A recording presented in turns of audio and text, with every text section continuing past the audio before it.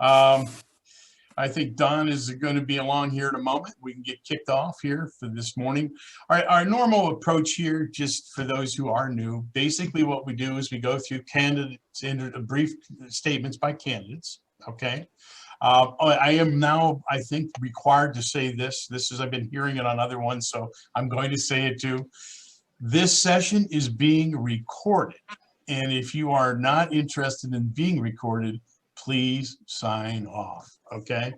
Now, that's just so you know. I think that's really a clever thing to say, and I've been hearing that on some other things. So for those who want to do that, that's great. Anyhow, welcome to this morning's session. Today's our 8th session, I guess, of the weekly campaign forum. It's an open forum for candidates to get a chance to get out and make a little presentation about who they are, what they're about, and then take some questions from our public. These sessions are recorded, as I mentioned, and they will be on YouTube no later than Monday. And on Monday, basically, feel free if you want to use any part of this for your own campaign purposes. Okay, today we have a little bit of a different focus, okay, in as much as our focus is going to be on College of DuPage. Okay, we'll get to the College of DuPage candidates in a minute, but I'm going to run through a couple of other candidates I see that are here this morning. First of all, I want to start with Allison, we can all wish a belated happy birthday. She had her birthday yesterday, so happy birthday. Thank you so much. My video is not working for some reason. I keep turning it off and it's just black. So that's why you can't see me. This is a great picture of you anyhow. So, you know, for what it is.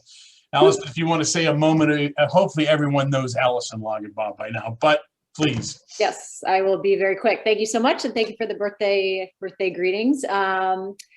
Yeah, I'm a vice president at JP Morgan. I've been there for 29 years, just had my 29th anniversary. My husband and I moved to Naperville 16 years ago. We live in Park Addition. We have 3 daughters at Naperville North. Started going to the meetings because of the Fifth Avenue development. And I kept going to the meetings. I've been to probably 60 meetings over the last few years. I have a perfect record for 2020 and all of 2021 and even half of 2019. I won't pretend to know the answers to everything, but I will listen to everyone. I will do my homework, and I am a team player, and I will apply that banking and analytical experience to make evidence-based solutions. So I am literally running for Naperville. I'm on today will be 665 of my consecutive running streak. So wow. I am truly running for Naperville, and I'm lucky number 7 on the ballot. So vote for me, please. Thank you for your service, Allison, going to all those meetings and giving us the summaries and takes on those things. Thank you. Yep. Thanks. It's an amazing, wonderful public service in the beginning of what we hope is a long run as a public servant. Literally. I'd also like to introduce, the other city council candidate, Vince Ori. Good morning, Vince. I know you're famous for auditing, but do you want to say hi or something for us this morning? No, I just, I really enjoy these because I learn a lot every time I go on one of these. And Mark, I have to thank you for having it, and Allison for contributing and being out there so much. And I've learned a lot and I'm expecting that I'll learn a lot today too. But I've learned a lot about the city. I've learned a lot about the people, and I've learned a lot about the passion that most of you have for doing what you're doing. So I really appreciate that. And I think we can bring about some change if we get together,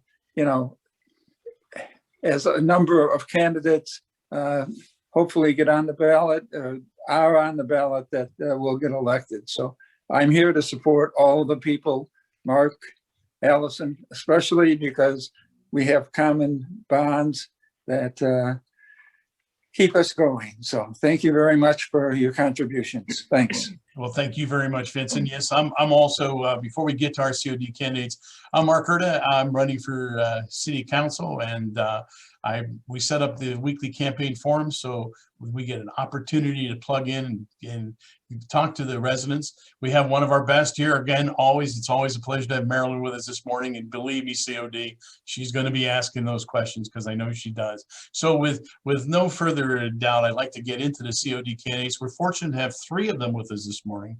We have Flo Appel and the Colonel Don Potosny and Andrew Mano. So I believe ladies first. So Flo, if you would, introduce yourself and tell us a little bit about it. I mean, some of us don't know much about COD and what the board does in that. So feel free to, this is a forum that doesn't have the dreaded 2-minute limit.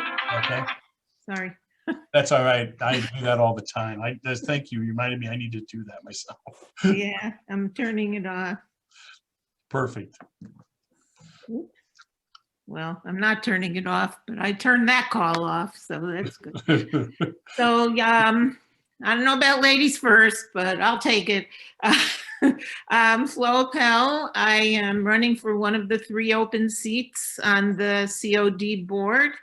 And why am I running? I'm sort of very well suited for this. I had a 32-year career in higher education.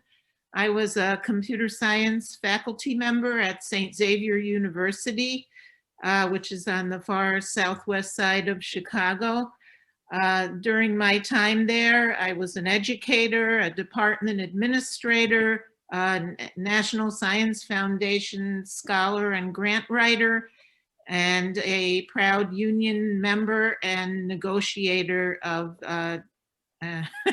I can't remember how many contracts, probably 2.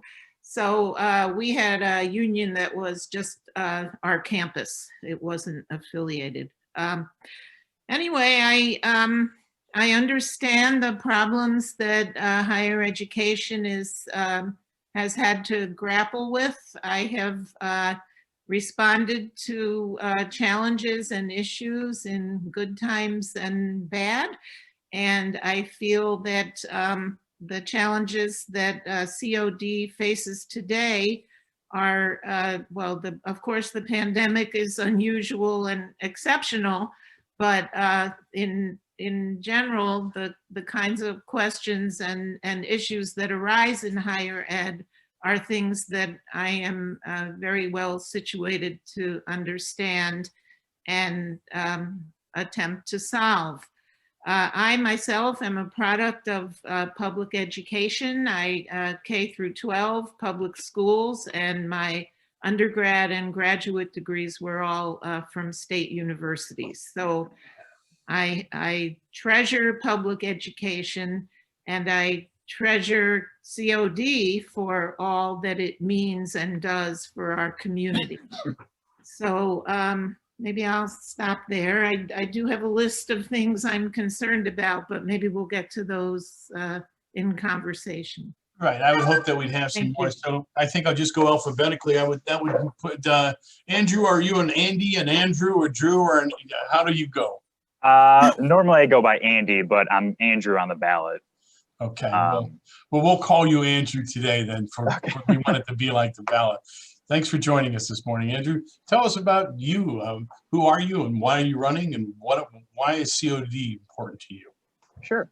Well, before I get to that, I just want to say thank you, Mark, for hosting these. I've been following you on Facebook, and it's always great to have these types of forums where the community can pop in and have just a regular conversation. I feel like if we're in someone's living room and everyone's in the same living room, it's just having that conversation, which I think is a great testament to you and a great testament to the community to be involved like this. Well, thank you. I agree with that. That was one of the reasons we said it, because I mean, I don't know how you feel, but all the ones that have the canned 2-minute speeches, it just doesn't seem like it gets you a chance to do what we hope to do here, which is, like you said, have a conversation. Exactly. So please, without any further ado, let me stop interrupting.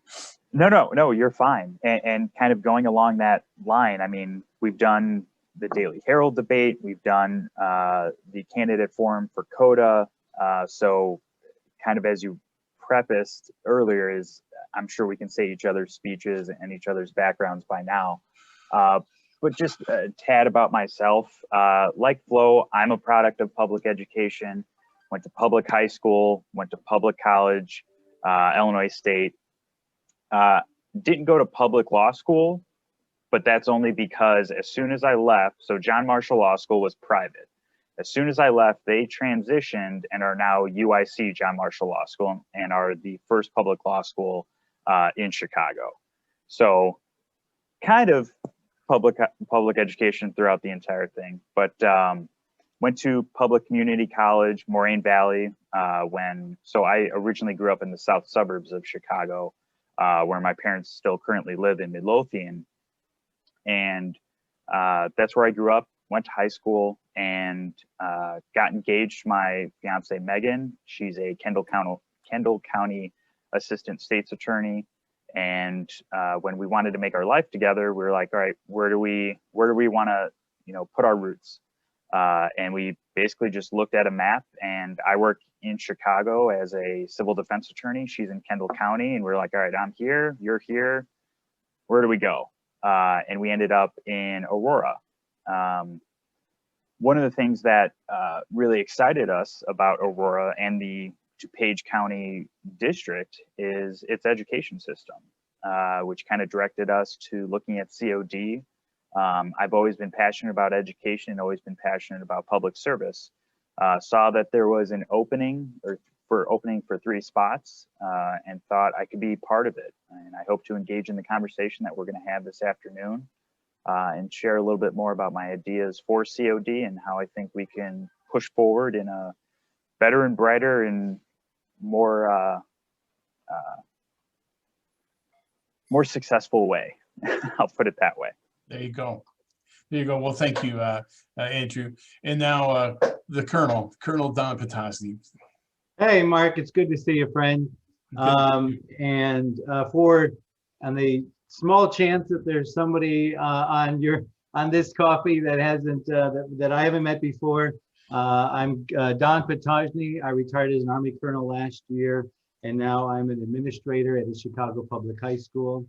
I am the president of the board for the DuPage Symphony Orchestra, and I'm involved in lots of veterans groups and other community organizations in the area. So yeah, Mark, let's just get started. Do we have any questions or what's next? Well, I've got general questions, I guess, that probably for everybody, but, I do see, Marilyn has usually got some questions. I don't know. I don't see her hand up this morning, so I'm surprised. Marilyn? Okay, well, I always have questions or things I can ask. And I'll maybe just a word from the candidates about what they feel is the biggest deficiency and what they want to fix. And then just something from my perspective is something that I have personally really enjoyed about COD, is this accessibility to the community. And just even this accessibility to students, compared to like a 4-year college or a university, my experience there was, the administration was much more flexible.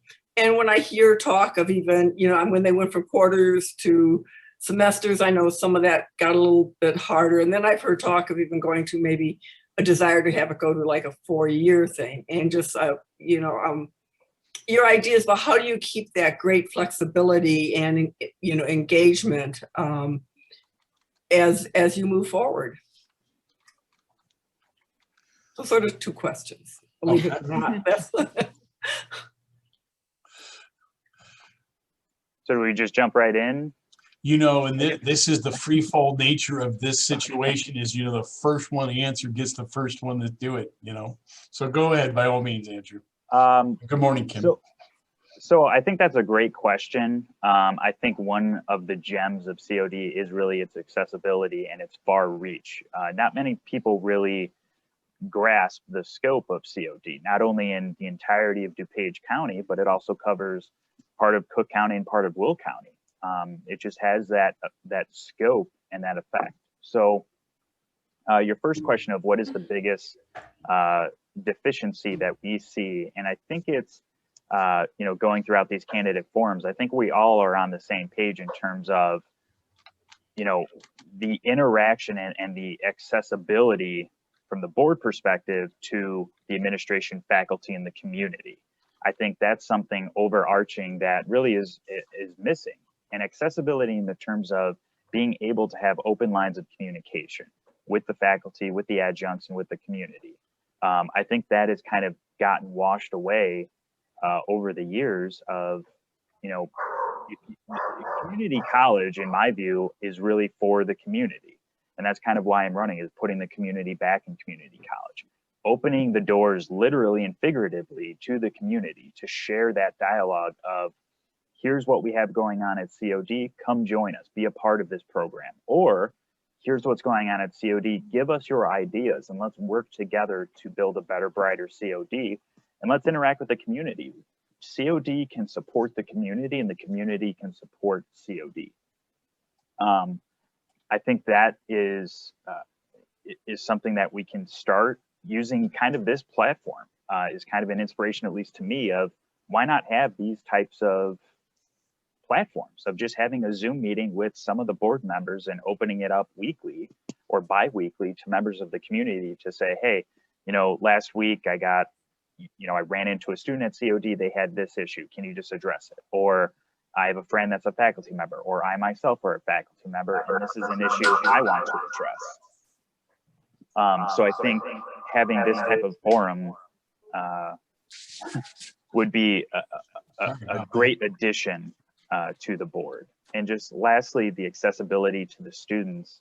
I'm a big proponent of the Guided Pathways program that has already started to kind of take a firm root in COD. And that is identifying what is the end outcome, what is the end goal of that student, whether it's a degree, whether it's a certificate, whether it's just, I want to learn more about Photoshop or Microsoft Word or whatever it is.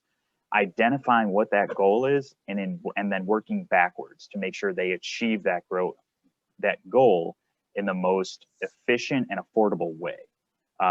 And then I've kind of added on to it of, we need to do like a Pathways Plus.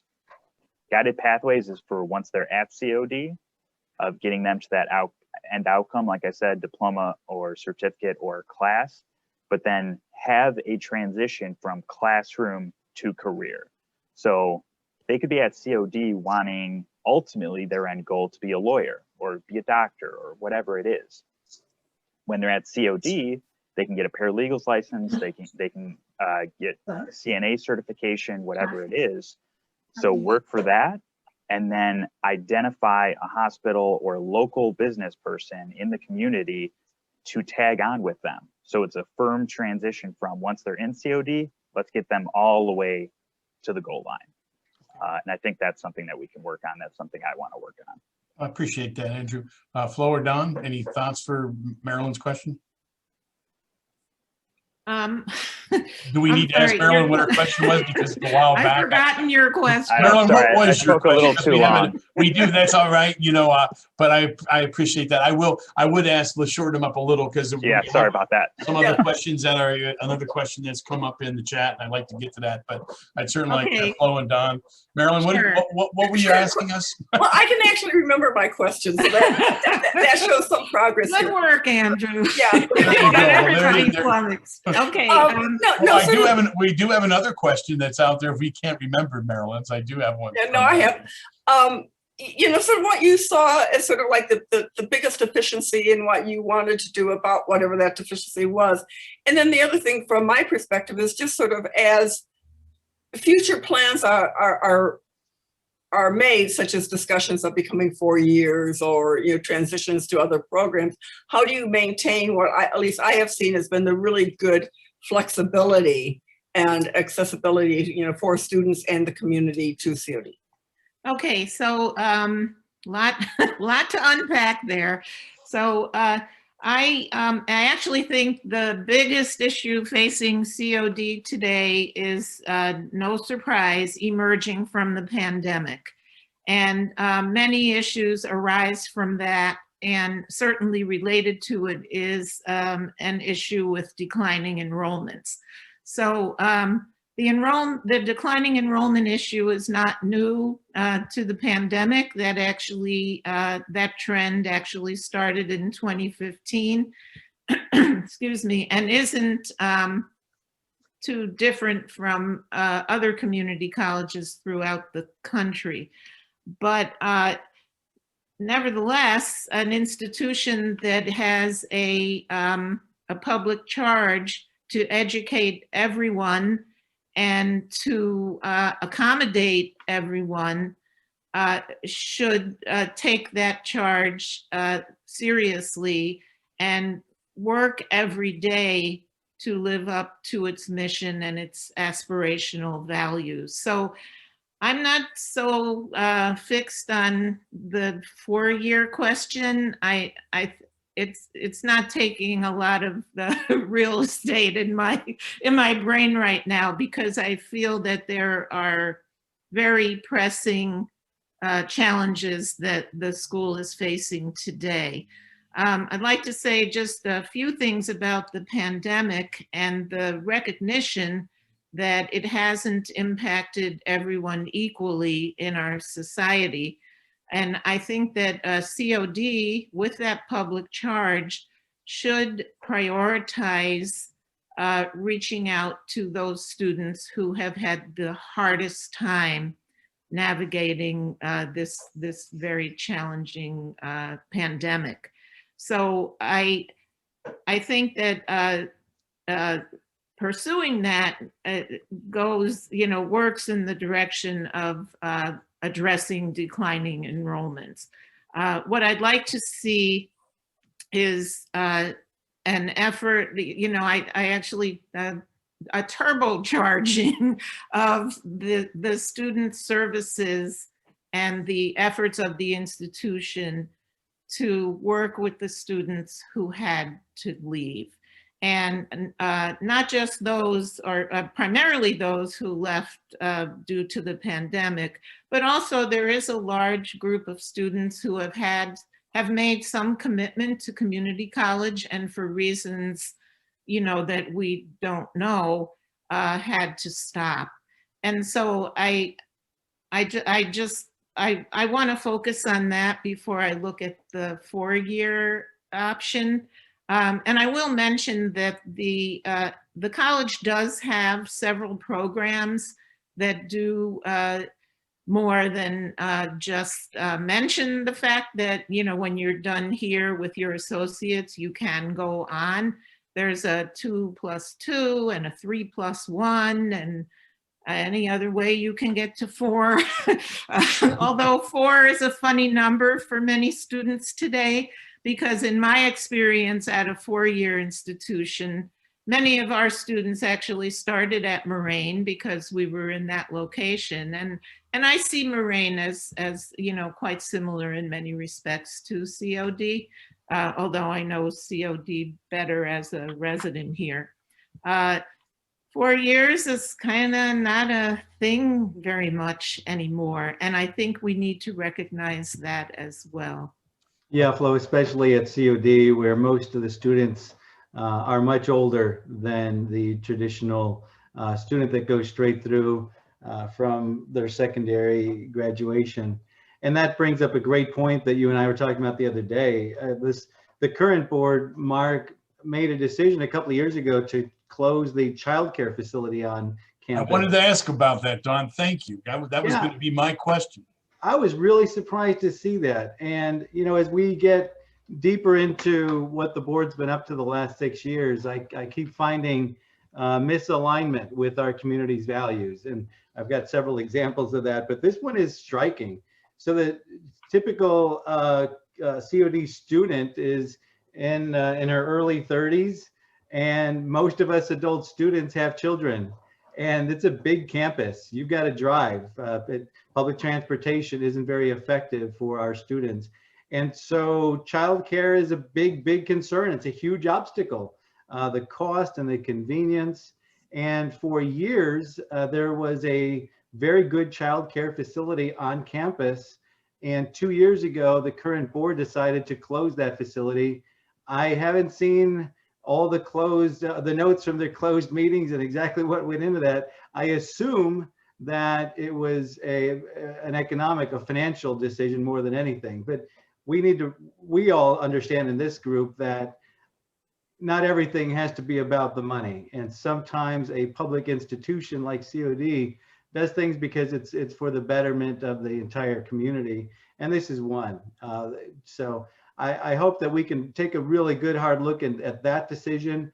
There's an early childhood education program as part of the COD's academic programs too. So having a facility like that, terrific synergy with so it's not only a service to its students, to the employees, but it's also a great place of employment and education for our students there. That's great. We do have a couple questions, so let me I think we'll stay in our, if you don't mind, since we established a pattern, we can do Andrew, Flo, Dawn, and focus on it. Dawn is asking questions. She says, what are some of the positive directions the COD board is going, and what are some of the biggest challenges for the board moving forward? Kind of address a little bit of that, but Andrew, if you'd like to take a shot. I promise I'll try and get it way down and shorter this time. I'll give you the 5, 4, 3, Okay. 1 if we get too long. All right, but I got faith in you. Republican filibusters in Washington. We don't need one here.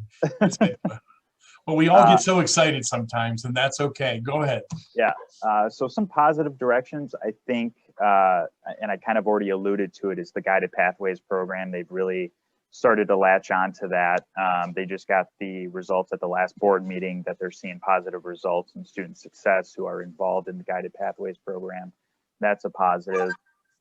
I think over the last 6 years, there's been at least a noticeable attempt at greater transparency, dealing with the Bruder situation, for lack of a better term.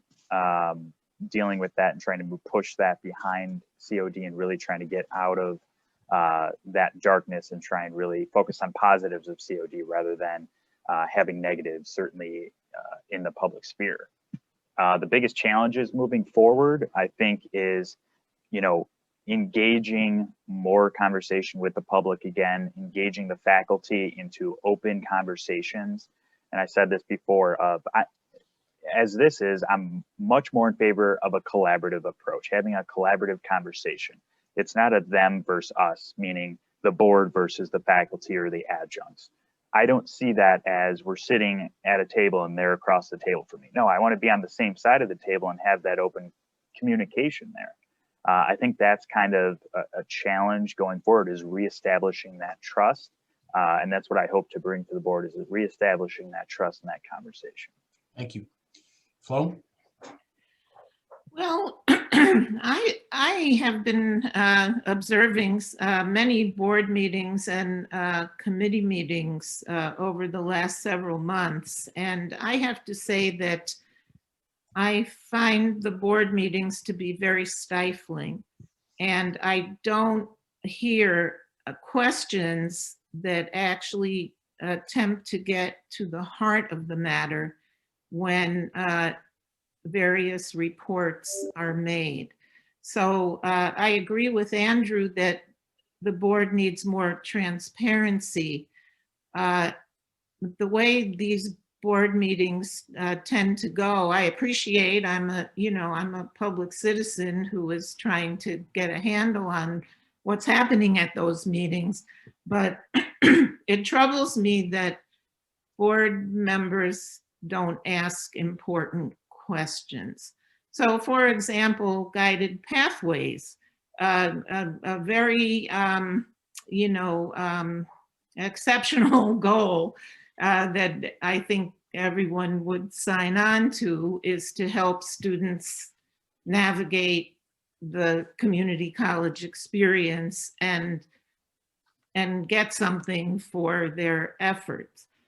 I have learned that faculty have not had the input into this program that they would like to have, and that is a national issue, because the Guided Pathways effort is a reform movement. It's not it's not just a program that a community college may or may not decide to embrace. I'm sorry, I have a frog in my throat. So across the board, I would have, we see reports on various components of the guided pathways at various board meetings. I always have questions that don't seem to come up. So at the last board meeting, I learned that there were 50 retention navigators who had been hired to work with various cohorts of students. And almost immediately, I thought, okay, I'm not saying maybe that, they're not needed, but I wondered why it's so hard to navigate. I know that students face different challenges along the way, and everybody needs support, and I think that's great. But I wish that there was a fuller conversation about why these decisions are being made. So I guess I'll leave it there for right now. Well, thank you, Flo. Don, any comments that you would like to add to that conversation? Yeah, I like that question because we do need to focus on the board. That's what we're asking you to vote for, is for us to join the board. And so it's a huge institution, $180 million budget, tens of thousands of students and thousands of employees.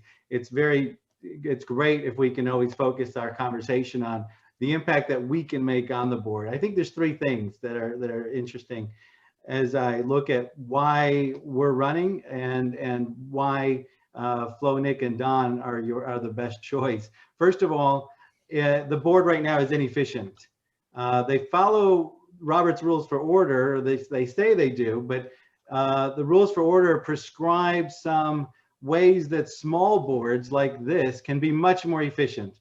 There's no reason for the overly formal, I would like to entertain a motion and then second it. You don't need to second it when the board is this small. And that formality is like Flo is talking about, the stifling of conversation. We've watched all of the board meetings over the last few years, and there is very, very little professional collaborative discussion because of that formality, which I think is a function of the inexperience on the board. I don't think there's anybody on the board now or other candidates that have been on boards before, non-for-profit boards, or served and worked at the director partner level at their work. And that's why experience is so vital. This is not an entry-level position for folks to pad their resumes. This is these boards, these school boards, are opportunities for accomplished professionals to give back to their community. So to me, that inexperience results in inefficiency. Second thing is governance imbalance. And when COD lost its credentialing a few years ago, one of the 19 recommendations was to focus on the restoring the balance between the board and the administration. An inexperienced board like this doesn't quite understand that the administration works for the board, not the other way around. And so the financial situation is a great example of this, where it's great that the current board has frozen tuition. Right now, it's one of the lowest community college tuitions in the state, even though the district is not one of the lower in income. Most of our students can easily afford our tuition. So we frozen tuition at $138 a credit hour, and they have locked in taxes at the lowest possible growth. But that's because we had a large cash reserve that they are eating into like it's somebody else's money. Over the next few years, the plan is to eat another $90 million from that. And there is no backstop. President Caputo said the other day to a group, yeah, that's something that we've got to figure out. So the current board has kind of punted on that very important issue. It's that we did need to reduce the cash reserves a little bit. They were too high, but we should have a plan for, we can't continue this decline forever. But the most important thing that the board is struggling with the last few years is reflecting the values of our community. So this 6 years ago, Trustee Hamilton spent her personal fortune to get the clean slate the candidate selected. Their one thing is they wanted to fire the college president, Dr. Bruder. He had already negotiated a buyout to leave, but they ran on their whole campaign was to fire Dr. Bruder. Oh, sorry, got a little excited there. So they did, and they've been in litigation ever since. Flo brought up the other day that the college has spent $7 million on lawyers, and that doesn't include what the insurance companies have paid for. Now, and the school has, by the way, a general counsel and an assistant general counsel. There's plenty of lawyers. I'm not sure we need any more on this board. And $7 million in lawyer fees since the clean slate got on that board. And again, that doesn't include the insurance payouts as well. They had already negotiated a buyout for this guy. The other values, the board added equity as a COD value this past summer, but I would take a hard look at how they defined it. It's more like an equal opportunity definition, not the nuanced definition that all of us are more familiar with. One issue that I've discovered just in the last few days is a level of corruption with the current interim chairman, Trustee Finney, with her regular job and a conflict of interest with COD, and there's more to come on that. A couple of years ago, COD stopped posting all expenditures on a check register. It was a great idea. Someone had to post the actual check register on the COD website, but for some reason, a couple of years ago, they stopped adding to it. So when we talk about transparency, it'd be great to find out whose idea that was to stop disclosing all those expenditures. But that's just a few things that the board hasn't, that the board needs to improve on, Mark. Well, thanks. Now we got one more question out here. It starts with a little bit of let me read it here because the question's at the end of it. It said, this is from Drew Boulder. I tutored math, chemistry, and physics at Oakton Community College in Des Plaines during the 90s and the thousands. After I moved to Downers Grove in 07, I learned that COD does not permit members of the public to be part of its tutoring program. Do you see community professionals as good sources of tutoring and mentoring for COD students? Back to you, Andrew. You know, it's been a while since we've heard from you, so let me get you back in there. Looks like me and Don are both filibustering a little bit. My natural way too. I'm doing my best to stay the heck out of it. Yeah. But I do want to come back at the end of this question because I have a question about adjuncts, but we'll come back. Sure. Okay. So I think anytime that you can get the community involved in the education of the students is a great idea. I'm not sure, and I'll have to look this up, of why COD doesn't permit it. So I'm just not sure about that, but I would be open to looking at that and definitely engaging the community in, you know, if they're willing to put in their time to better the student experience and impart their knowledge on the student and ensure that they can achieve the next level or get to that degree, get to that certificate. I don't see a reason why that couldn't happen. And I just want to kind of go back on two things that Don pointed out. The Roberts Rules of Order are actually to engage conversation. They're specifically put in place to ensure that no voice is unheard. So it's a little different there. And I have that experience because I've served not only on the student government who follows Roberts Rules at Illinois State. I was part of the Academic Senate, which was 1/3 students, 1/3 full-time faculty, and also adjuncts. And that is for the policy passage of all policy at Illinois State. They follow Roberts Rules. I was also part of the Metropolitan Water Reclamation District. They follow Roberts Rules of Order, and they have a similar small board. So all boards, including town council, everyone follows Roberts Rules to ensure that conversation is able to be had. in terms of general counsel versus other law firms, lawyers have different specialties. General counsel is for internal disputes. If there's contracts that need to be looked at, general counsel is there. But if there's pending litigation, you tend to get outside law firms to go forward with that litigation. If it's slip and fall incidents, if it's a contract dispute, if it's a negligence claim, different firms have different specialties, and you have to go out and get those that expertise to defend COD. And I think having an attorney on the board would be great to actually analyze these issues. Lawyers get a bad rep until you need one. Lawyers are specifically trained to critically analyze issues from all aspects of the problem. Specifically of, let's take their point of view, and look at the strengths and weaknesses of the arguments and come to a conclusion of this is what the solution should be, and then engage in that conversation. And Don kind of touched on it, there's an insurance policy that protects COD. So the taxpayers aren't necessarily paying all that money. It's an insurance policy. Just like if you're in a car accident and you have car insurance, or if you have a homeowner's insurance, you're not paying the hourly rate for the attorney. So I'm a civil defense attorney. I have clients that hire my firm from an insurance company. That client isn't paying my hourly rate. The insurance company is, which you pay a premium every month for. So I think that also is an added benefit to having an attorney and being able to explain that and understand the differences. Okay, well, thank you. Okay, Flo. Oops. Yep, looks like you're muted. I think she's trying to keep us from that hearing the dog, but I personally like hearing the dog, so it's great. That dog will bark your ear. Here she comes again.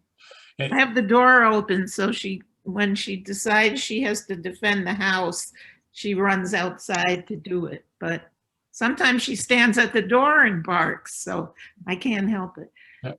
Anyway, community mentoring. This was what the question was about. Yeah, so it absolutely sounds like a great idea to enable the community to be involved in tutoring and mentoring. I wasn't aware that this was a situation, so like Andrew, I'd have to scope it out. But I do know that there are a number of programs in place, or in place, and some of them are newer, to encourage students to work in internships and also in apprenticeships. And I think those are great ideas. Those are funded, and they do require buy-in from community members who participate in giving students those kinds of opportunities. I just don't know, as far as what the issues are regarding the faculty, I don't know what they are, but it does sound like a good idea. Okay, Don, you want to take on community mentoring for a moment? Yeah, the formal tutoring program at COD is more for students to tutor their peers. So the pay is low. It's $9.30 an hour, and it's meant for that. It's meant for to mentor your peers, your fellow students. There are nowadays, right now, of course, everything's online. So there is tutoring service available for all the subjects at COD. Okay, I'm not quite sure that this is exactly a question that fills out here. It says paid versus unpaid positions for tutoring, and structured pay is already too low. This kind of takes me to the general question. My son-in-law, okay, is a history professor out east, but for many years while he was getting his graduate degree, he was a COD adjunct, okay? However, how the use of adjuncts, okay, and you might not, he would argue the abuse of adjuncts, okay? Because they are extremely underpaid, and yet, you know, they seem to be, do you favor, and this is for all three of you, do you favor unions for adjuncts? Let me ask you that question. Absolutely. Okay. Marilyn and Vince have questions too, and we'll get to them, but go ahead. Yeah, at my previous institution, adjuncts were not permitted to unionize. The school, our administration launched a bitter campaign, and they were successful. And that was very unfortunate. So adjuncts are absolutely at the bottom of the totem pole, and it is a very difficult issue.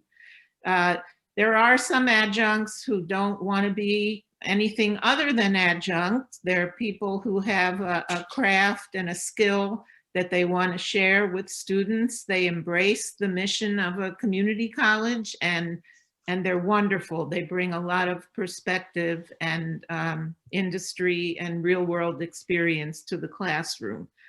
But a large number of adjuncts, as we all know, are piecing together a number of jobs and not really being able to make ends meet. And when something happens that makes life difficult for everyone, it most certainly makes it even that much more impossible for those who are at the bottom.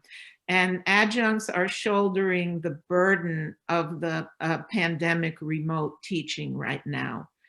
It's my understanding from following the CODA, which is the Adjunct Association, the union, that they have made many attempts to approach the administration to get some relief for the additional burdens that they have been facing during the pandemic. And the administration has been very reluctant to hear them. We are looking at a negotiation year for the adjuncts, and I expect that many of these issues are going to come up. Paid versus unpaid for two, was that the one? Oh. Well, this is a, you know, I see Marilyn's in here. I see, I'll tell you what, let me just do this. We'll come back to adjuncts for a second. Okay. Vince has had his hand up for a while. Vince, is there a particular question you have in mind? I don't want to go past it. It's more of a comment because I've been going to COD since the early 1970s, and it's helped me tremendously. And I hope the program for veterans is still as active as it was. It helped me get through the new business career that I started in real estate. I got my license through there, and I also took a course on post-traumatic stress disorder, which helped me understand what my problem was and how to get out of it. So it's a great institution. I hope it keeps going. I plan in the future to go back there, and I would like to be involved like these people are in helping out in that capacity also. So just thank you for being around and serving the community. That's all I got. Thanks. Hey, thanks for your question. Marilyn, is your question tied also to adjuncts? I see it's tied to the unpaid internships. No, that was just a side comment. It wasn't a question. But the question I was going to have actually had to do with the pandemic. I would assume that, I mean, there are many people who are going to be transitioning careers in the pandemic. They're not going to be going back to what they were doing, and some of that is going to actually require some fairly quick pivoting to provide opportunities. But I think going to Ms. Apple's comment about addressing declining enrollment, that seems to be like a great opportunity there to both provide a service and to help the enrollment. And I just was wondering what thoughts there are, or what you know of in action, or what encouragement the board can do to ensure that to happen. Okay, I'm going to just ask for a second. We'll come back to that, I promise. Okay, but I just wanted to get a chance for Andrew and Don to talk about adjuncts for a second. Oh, sorry. And then we'll come back to that because it's a good question, pandemic. Andrew, Don, who wants to go first? I'll just say I have no problem with unions. I think teachers, whether they're adjuncts, full-time, whatever they are, they deserve to have a voice, and they need to have a voice that is able to be heard by the administration and heard by the board. And I think we all agree overwhelmingly to that point of, you know, you can have a union, but if they're not heard, then it doesn't do you any good, and it kind of falls flat. You also have to have a board that's receptive to hearing that conversation, or at least engaging in the conversation. And I think that's also is what's missing, is a board that maybe isn't as receptive to even listening. And it all starts with listening. Just listen to what needs to be said, and then engage in that conversation and be productive in that conversation. So adjuncts have a place in every educational institution. I'm not listed as an adjunct, but I'm an adjunct. I'm a part-time professor at John Marshall Law School. I teach law students trial skills and techniques. And I've had to figure out the transition, as all faculty have, of pre-pandemic, during pandemic, trying to teach law students how to stand in a courtroom and how to actually introduce evidence via Zoom is very difficult. And not only do you have to teach them that, because there's going to be a time post-pandemic when everyone's back in the courtrooms, but trials are going to be conducted through Zoom. I think they've started in other parts of the country, but court hearings and everything else you have to figure out through Zoom. So now it's no longer movement, it's voice tone, cadence, showing evidence on a screen share versus just take a look at this, I'm handing it to you. So all of that is very difficult, and adjuncts are really the kind of that transition I was talking about earlier from classroom to career. A lot of times those adjuncts are the ones that have that real world experience that they're bringing in from their job and saying, hey, this is what I do every single day. Let me tell you how this is, whether it's technical school, whether it's in the medical field, legal field, whatever it is. So there's definitely a role for them. And I think, they should be compensated fairly. I think it should be an open conversation. I think everything should be on the table.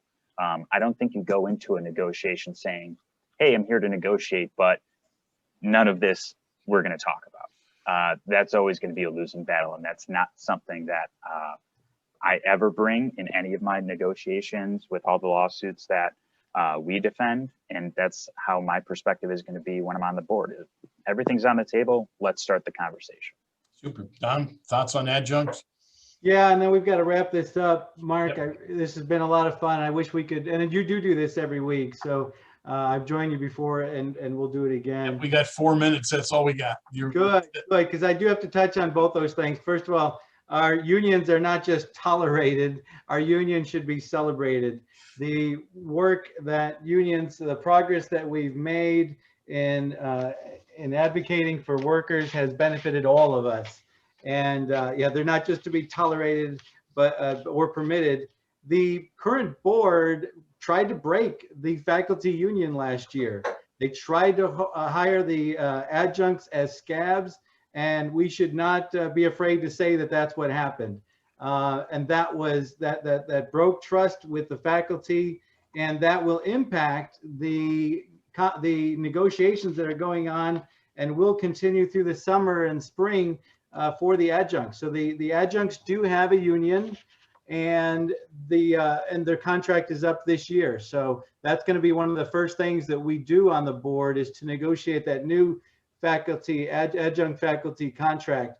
And we've got to do a better job than the current board did last year. And it starts with respecting the work that teachers do. And only the three of us have actually worked in schools as genuine instructors and not just coaches. But I need to go back to what Vince said real quick, Mark, because we shouldn't just pass over what he said. And Vince, you're right. COD has a huge veterans population. More veterans attend COD than any college in Northern Illinois. Wow. Yeah. So think of all the colleges in Northern Illinois. COD serves more veterans than any. The current board president is a retired lieutenant colonel, and the last board president was a retired admiral. There is a huge military presence on COD, except where it matters most. That is where the decisions are made. So it's very important that we have on our board of 8 that we have a veteran presence, and that's one of the many things that I'll bring to the board. And you know, people do like to call themselves patriot and wave the flag, but look, the flag behind me, Mark, was given to me by the United States after 27 years of active duty and 3 combat tours. And you can say that you appreciate, thank you for your service and all that, but only a veteran who's been in uniform can understand the stress that we go through and the sacrifice of all those missed birthdays and holidays and cold mornings waking up on the border of North Korea and hot afternoons in the sands of Iraq. And Vince understands that, and so do I. And we need to have a senior veteran as well. There's a big difference between doing a single tour and serving the full career and understanding all of the implications of that. So thanks again, Mark. This has been fun. Yeah, Don, really thanks to all the panelists. I'll tell you what, we may have to bring you guys back again for another little bit of a session because we didn't get to it. Marilyn, I apologize that we didn't do it, but we've come to our, where our hard stop is an hour. So thanks No everyone problem. today. We'll get back. Thanks for all the questions in that. I appreciate everyone. Good luck to you in your campaigns, and feel free to take advantage of the YouTube recording. Use it as you wish in your campaign. It's there for you to use. Take it in its entirety, cut it into pieces, and use what you want. Thanks again. Thank you, Mark. Naperville Thank is you, so Mark. fortunate to have such qualified candidates. And yes, a special thanks to our veterans. Thank you. Nice to Absolutely. see everyone. Thank you. Thank you. Have a good weekend, everyone. That's right. Thank Be a good one. Bye now. Andrew, hope you come back. It was great to meet you. Absolutely. Thank you. Bye now. Bye-bye.